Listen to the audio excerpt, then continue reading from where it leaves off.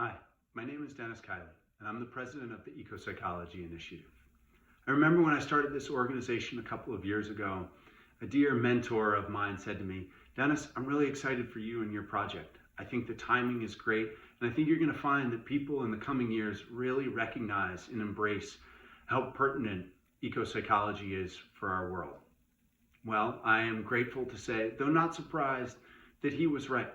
In the last couple of years, people are realizing that combining the principles of nature and psychology can provide the healing and regenerative solutions that we are wanting for our most pressing issues and goals, whether that's individually, collectively, or planetarily.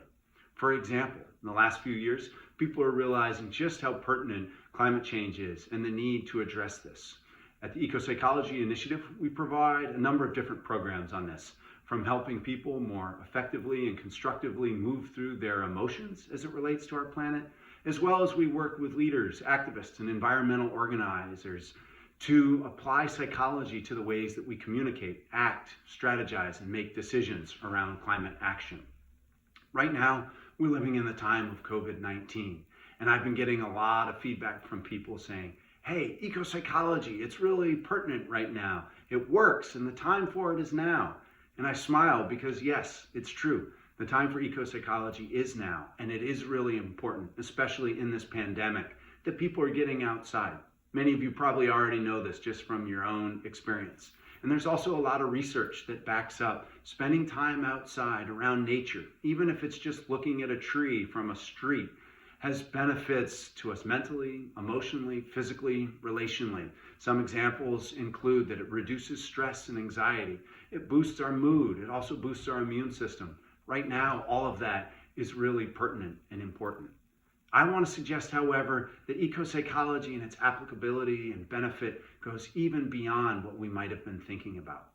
For example, and not to make light of the very real suffering and pain that a lot of people are going through, but right now, we're at an inflection point where we can learn some important lessons and wisdom from this pandemic and apply it not only to the ways that we're living our lives individually, but on much broader, more systemic and collective levels. This virus has demonstrated the lack of sustainability and real viability for us economically, politically, socially, and otherwise. And there's needs for deep change on real systemic and structural levels of all of our societies. And here's where I want to say that ecopsychology has something to offer here as well. We call it psychological biomimicry. And it's taking the principles, the qualities, the teachings that we find in the natural world and psychologically applying them to the ways that we organize, engage, and lead our lives, whether that's individually, on larger systemic levels, and otherwise. Why does this work? Well, because nature exists in and thrives under similar circumstances that we do. The natural world and its ecosystems, they're characterized by interconnectedness, complexity, uncertainty, as well as change. And if this coronavirus has taught us anything, is that we live in such a world like that as well.